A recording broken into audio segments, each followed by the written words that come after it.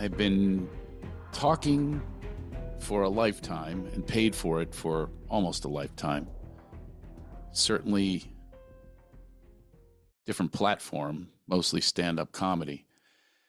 And this journey is obviously there's no way I can't not be funny a little bit here and there. I just see things that way. I try to use the alchemy of laughter in everything that I do. And some things will turn out funny and sometimes people are just they're gonna do what they do. And one of the things that's very important to me in stand-up in any creation is I can't think about what people's reactions are, especially if they're projections, if there's things that they haven't worked out yet and they're projecting it on. I've had it happen a number of times. I even wrote a book and some people criticized the fact that I came out with certain things that made them uncomfortable. I did a one-person show as well when I talked about being kidnapped. And that, along with many things that I share, has to do with, first of all, my own pathway to recovery and freedom, soul freedom. And it has to do with also helping others, including the children that I have. And I want to send messages to those children to not hide, to not live in secrecy. And if I'm saying that about their mom, it's just the truth. And some people are offended by the truth. It goes on in politics all the time. People don't want to hear something and therefore they vilify and attack. If that's you, then move on to something else. If you're here to judge and say you shouldn't say that in front of your children, I believe that the other things that aren't said to the children should not be done. I think that's the harm. I'm watching the tears. I watch their sorrow. I watch their pain. I watch them go inward, missing school, sick more often. My son was number one in his class. His two teachers told him that, and he went on to missing a lot of school and getting not good grades. That's the manifestation of the damage that's done from this cult leader taking their mom away. She took her in a vulnerable state. People talk about menopause. They say that's sexist. No, it's not. You have to say what it is. There is a menopause. It could be a number of things. It could be trauma that wasn't dealt with. She had two brothers that committed suicide within 3 weeks of one another. That's how we met, because she was there to deal with it in a spiritual way at the spiritual center we attended separately. That's where we met. We were just friends for years because we were there to work out something, because I was having difficulties in my marriage at the time. And I really wanted to not blame and make sure that I'm accountable, make sure that this is about me doing everything that I can do to make that marriage work. And I did. But it wasn't meant to be. That was not a fit. This one I really thought was a fit. I remember when we first got together, I said, this is the secret to a great relationship. And I've passed this on to you, and I still believe this, by the way. The secret to a great relationship is I see you for who you truly are, not what I dictate you to be through projection or my past or my wounds. And you see me for who I truly am, not through any other filter. And that's how we began our relationship. And that was what really brought us to some great years together. Was just, I would do things that would normally be punished by my former wife before us, which was anything. Really, anger, stuff that came at me was absurd and made up and truly like vengeful, and just accusations out of nowhere that are just so unfounded. And that was really rough. And here was this past wife. I don't know how to, I have the X-Files going on here. So, and if you lose respect for me because I've been married a number of times, then also move on. I don't think it's about analyzing it. I think this is about maybe search for something inside of yourself that you might get from this, because this is a discovery that I'm having daily, working with people, working with guides, working on myself, on spiritual development. I do my laughter lunges and my serenity squats, and I'm gonna get in tip-top shape spiritually, emotionally. So if you don't want to hang with that, then go to the next podcast. I could do a silly podcast. I could do one that's me being a comedian and hanging out with the boys and the girls and comedy and going back and forth and telling road stories. That's great. It's great. That's not what this is. I'm in the midst of something that's very, very profound. It's bigger than me. And I'm compelled to do this. I don't have a lot of other choices, and we're going to get to that as well. There aren't a lot of choices because of the judgment and because of laws. You know, there's a law that if you make more money, then you pay the other person. So therefore, she did whatever she wanted to do. Spent money on anything that she wanted to spend on, including the scams. And there were several of them. Mommy Minutes, RX, this Raven Year to Millionaire, just what a coaching program from this Robin woman. I knew nothing about it. I was like out earning money, but didn't have the decency to be honest and transparent with her husband. And that's just a fact. You can say, oh, he's bitter or whatever it is. I don't care. I'm letting you know these facts because you might be going through somebody who's an alcoholic, somebody who's joined some other kind of a cult, even a religion or politics, or they're all fixated. I notice politics, people are in this mob mentality. I'm so happy I stepped out.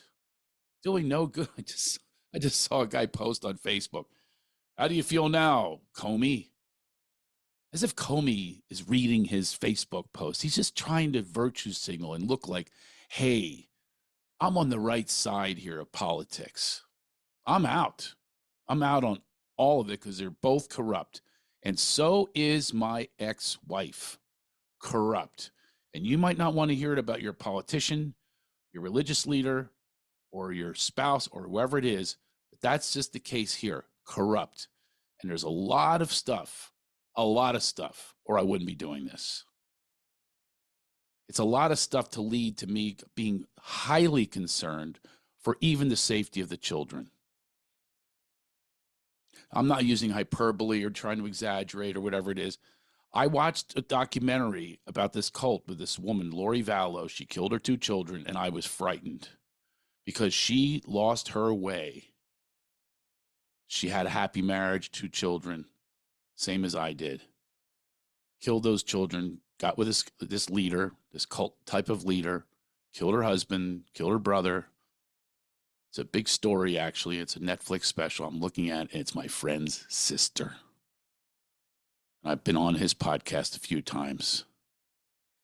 And let me tell you, one of the reasons I do this is I'm hoping that someone says, hey, I have an answer here, whether it's legal, whether it's an intervention on her, whether it's a friend of hers, a family member of hers that says, hey, Lotus, which we call her here, you really have to examine yourself. You can't take these kids down this path with you.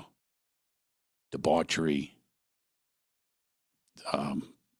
groups that are, there's another documentary called Orgasm Inc., and that's another thing. This leader takes women through orgasm programs, and come on, get your freedom that way. I remember we were married. I'm going, well, where are you getting the orgasms? Where was she getting those orgasms? There was so much secrecy. This isn't a bitter guy talking about being cheated on. I have no idea about cheating. I'm only going to tell you what I do know, the things that were found out.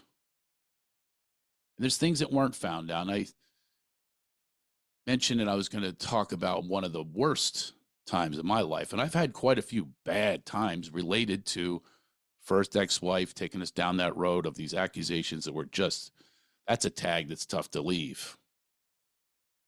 That's a tough one. Could have gone to prison for that if I wasn't strong and resilient and faced, I'm not going to leave these kids. And a lot of moms and some dads, that's what they do. They poison the children. It's called parent alienation. It was at its worst. all sorts of people are involved in that one, family members. It fractures everyone. That's what it does. I'm imploring all of you, do not take that road, no matter how mad you are at your ex-spouse, no matter how, do not take people through the road of false allegations and accusations. And everything I say here is with concern for her, not false allegations, things that really take place and still do and have taken place. These are stories. These are real stories.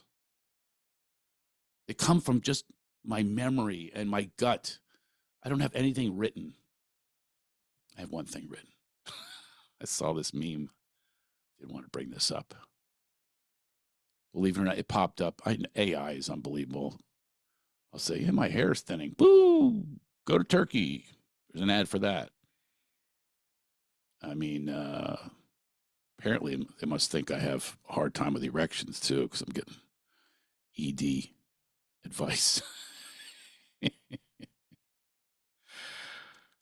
Warning signs of a cult. So here you go for your education. In case you have somebody that's going down this road, they're never going to call it a cult. There's no way she calls it that. I've asked her many times, can you at least be examined? Can you at least go to a professional? Can you at least get a diagnosis? And this will tell you the level that we're talking about. No, no, no, no, no. This is a person that says, oh, I don't have any difficulties. In the meantime, broke, leaves the family, steals, lies, cheats. Whew. I don't have a problem. So at least see if you maybe you do have menopause. Maybe you have a midlife crisis or whatever it is. Or maybe you haven't dealt with trauma from your past, like your brothers and so on. Maybe. Why not research it? It's something not to do a bypass on is when you have brothers who would commit suicide. There's something there you might take care of. You just can't ignore it. That's what I'm saying to everyone here. I'm not ignoring my stuff. What I do bring in too. But I'm not going to stand by. Not going to stand by and allow these children to be affected like my first two were. I did my best on that one and backfired because I was so strong in my agenda as this is not going to happen. And, but that's, moms are more powerful than dads.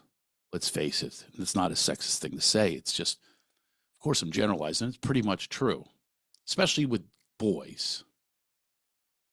The mom gives the boy kind of what they want, probably not what they need. And there's a difference. Warning signs of a cult. Here it is. Number one, the leader is always right. I've confronted this woman broke. We're calling her broke. You can buy another vowel and put it somewhere if you like. And I've watched her deal with other people who they come at her and they'll say, this is awful to do to your children. Bragging about cheating on her husband and bragging about her sexual escapades as a middle-aged woman and getting her, it's just all of this, just braggadocio. So why do you have to tell other people? Try to encourage them to leave their husbands. That's what she did. Criticism of the leader or questioning the leader is considered persecution. Yeah. My ex-wife could never criticize this woman. I've asked her so many times. I was sorry, the evidence, the actual proof of this woman is a con artist. Look at the results. Look at the bank accounts. Look at all these things that you said. Oh, they got me another cryptocurrency thing. That was a ripoff. She lied to me and didn't tell me that broke was involved in that and was at the top of the funnel, however that works with the multi-level marketing. That woman's at the top every single time and uses my ex-wife and just uses her by appealing to her ego. Oh, you're the greatest. You're so sweet. You're awesome. Let's have a listening party. Let's listen to you. Yeah, listening party where you just talk and nobody feeds back to you with truth and honesty and reflection. So therefore, you can go to a listening party and lie your ass off. If she can lie to me direct to my face so many times, of course she's going to lie to everyone else because it's what it looks like. It's the ego. Number three, anything the leader does is justified.